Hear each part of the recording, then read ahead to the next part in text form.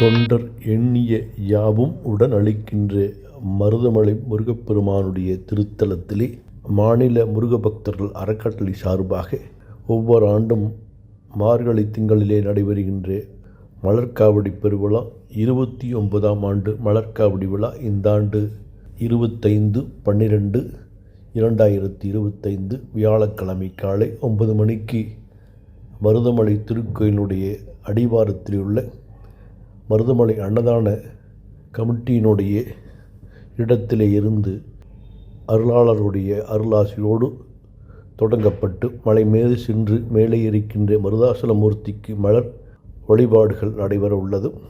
ஆகவே அனைத்து முருக பக்தர்களும் இந்த வழிபாட்டிலே கலந்து சிறப்பிக்குமாறு வேண்டுகின்றோம்.